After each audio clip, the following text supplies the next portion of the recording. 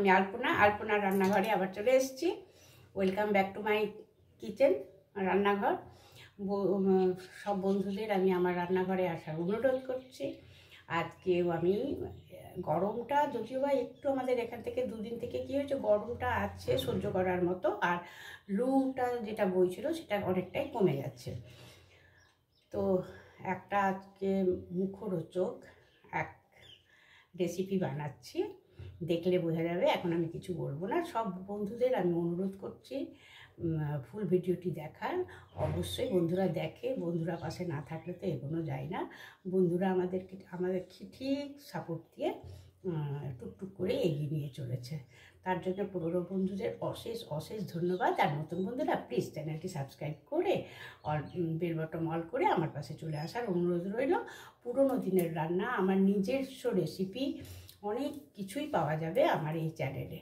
তাহলে দেখা যাক আজকে আমি কোন রেসিপি নিয়ে আসছি।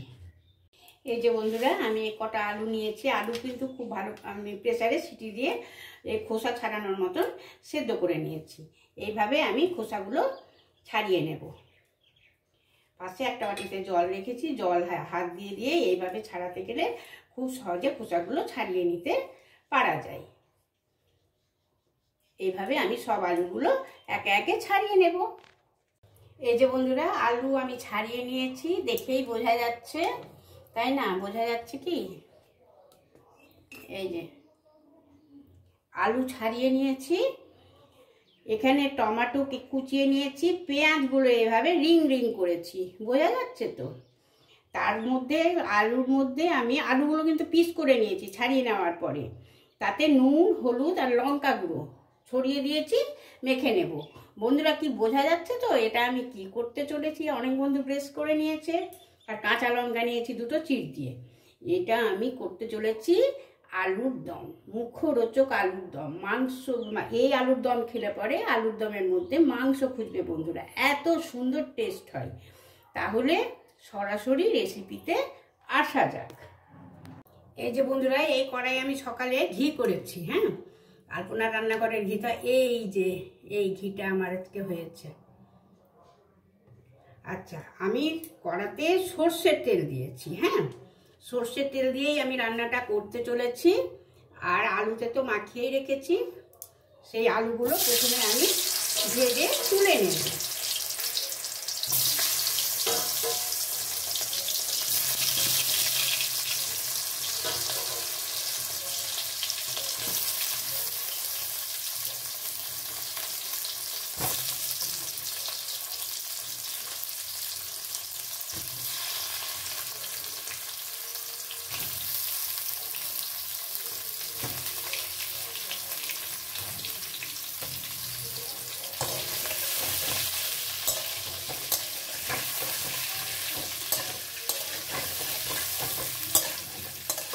গ্যাসটা আমি একটু বাড়িয়ে দিলাম, ভাজার সময় একটু বাড়িয়ে মানে মিডিয়াম ফ্লেমে রাখলাম। এভাবে আমি একদম সুন্দর করে আলুটা ভেজে তুলে নেব। এই যে বন্ধুরা, আলুতে তো নুন হলুদ মাখিয়ে রেখেছি সর্ষের তেল দিয়ে কড়াতে দিয়ে আমি আলুটা ভেজে নিচ্ছি, নাড়াচাড়া করে ভেজে নিচ্ছি। আলুতে তো নুন হলুদ কাঁচা লঙ্কা গুঁড়ো মাখিয়েই রেখেছিলাম।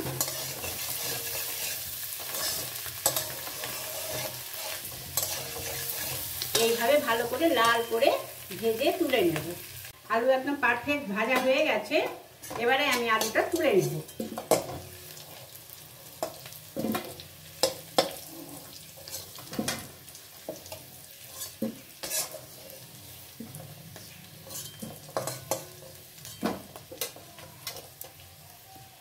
এই যে বন্ধুরা, গরমের দিন তো খুব বেশি তেল দেবো না, কিন্তু তেলে যে টেস্ট হয় তা না, তেলে কিন্তু টেস্ট হয় না, ধৈর্য ধরে কষাতেই টেস্ট হয়। এক গাদা তেল মশলা দিলেই যে টেস্ট হয় তা হয় না বন্ধুরা। তেল আমি একটুখানি তেল দিয়েছি, আলু ভাজার তেল ছিল তার মধ্যে, আর সামান্য দু চারটে একটু জিরে দিয়ে দিলাম, সাদা জিরে। হ্যাঁ, আর দিয়ে দিচ্ছি এই যে দারচিনি ভেঙে দিয়ে দিলাম। আর এই যে শুকনো লঙ্কা দিয়েছি। আর এই যে আমি দুটো কাঁচা লঙ্কা 4 পিস রেখেছি না, তার মধ্যে এখন আমি এই 2 পিস দিয়ে দিচ্ছি। 2 পিস দিয়ে দিলাম। আর ওই যে পেঁয়াজটা যে আমি রিং করে কেটে রেখেছিলাম, ওই রিং পেঁয়াজটা এখন আমি এর মধ্যে দিয়ে দিলাম।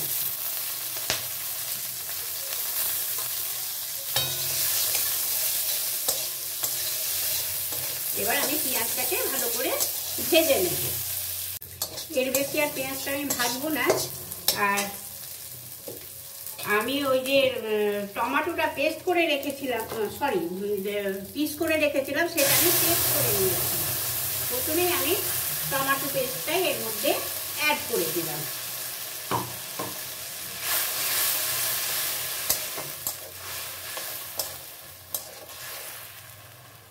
এবারে আমি ফ্রিজে স্টোর করে রাখি জিরে আদা লঙ্কা পেস্ট, সেটা আমি এর মধ্যে অ্যাড করে দিলাম।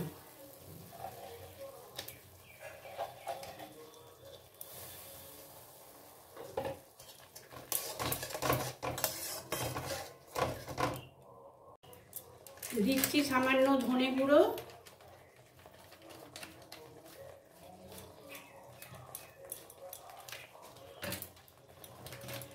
আর সামান্য লঙ্কা গুঁড়ো।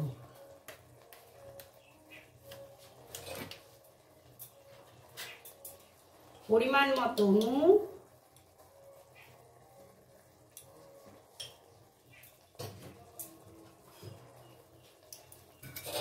দিচ্ছি পরিমাণ মতো চিনি, দিয়ে সবগুলোকে এবারে আমি মিক্স করে নেব। আর একটা কি দেব, সামান্য একটুখানি আমি হলুদ দেব।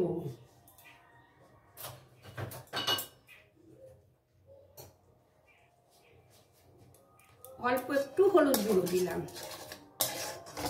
এটা ভালো করে আমি পেস্ট করে নিলাম।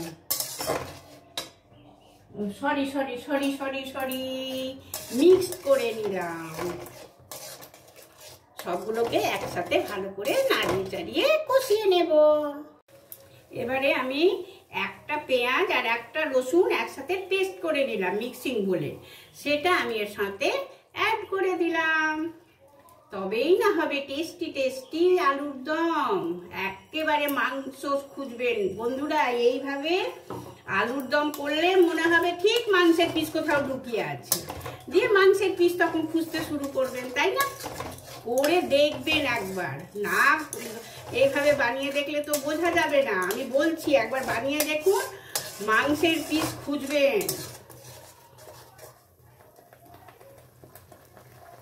কষানোটা প্রায় হয়ে গেছে, এবারে তো আলুটাও কষাতে হবে, তার জন্য এখানে আমি আলু দিয়ে দিলাম।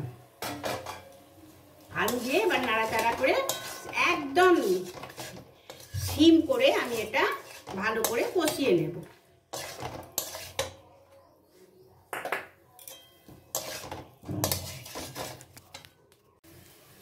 একদম সুন্দরভাবে কষানো হয়ে গেছে। হ্যাঁ, এর থেকে আর বেশি কষবো না।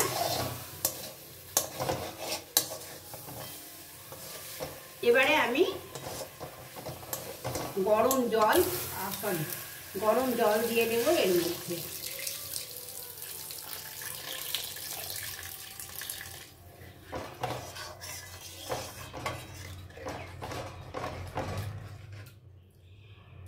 একটু একটা নিয়ম আছে কিন্তু, আলুর দমে না একটু গ্রেভি রাখতে হয়।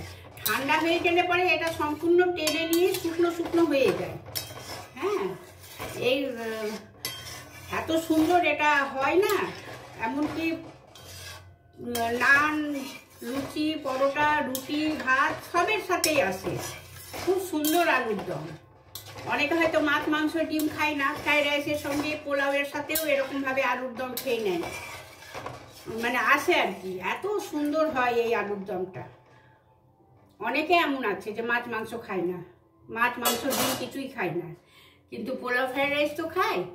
পনির দিয়ে, হয়তো পনির না থাকলেও এরকমভাবে যদি আলুর দম করে নেওয়া হয়, এই আলুর দম দিয়েও সুন্দরভাবে খেয়ে নেওয়া যাবে, অসাধারণ স্বাদে।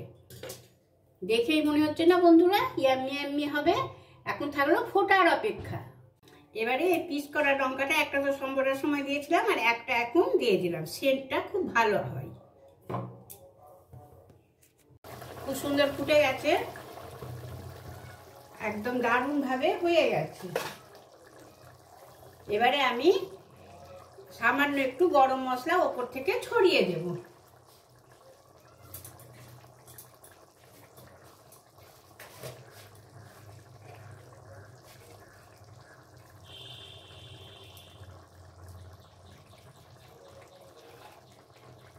আমি ঘরেই গুঁড়ো করে রাখি, আমি কেনা গরম মশলা ইউজ করি না। সামান্য দিলাম, কারণ দারচিনি দিয়েছি তো, আর গরমের সময় বেশি গরম মশলা ব্যবহার করি না।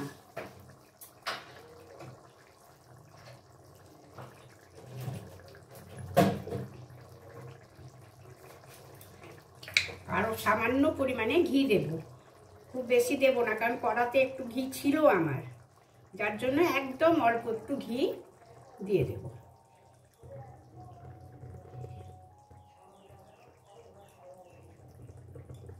ব্যাস,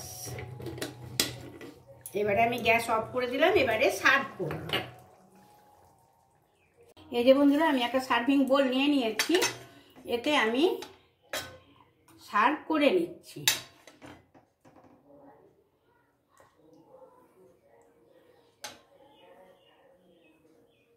এই যে বন্ধুরা, আমার সার্ভ করা হয়ে গেছে। ইয়াম্মি ইয়াম্মি স্বাদে হয়ে গেল, মাংসের স্বাদে, মানে একেবারে মাটন স্বাদে আলুর দম। তাহলে কেমন গ্রেভিটা গায়ে গায়ে হয়েছে না? একদম গায়ে গায়ে হয়ে গেছে। ওইরকমভাবে জল দিতে হবে, তাহলে খুব সুন্দর হবে, মশলা একদম আলুর গায়ে লেগে থাকবে। তাহলে গরম গরম লুচি, নান, ফ্রাইড রাইস, পোলাও, ভাত সবার সাথে এই আলুর দম একদম ইয়াম্মি ইয়াম্মি। তাহলে আজকের মতো আসি বন্ধুরা, বাই।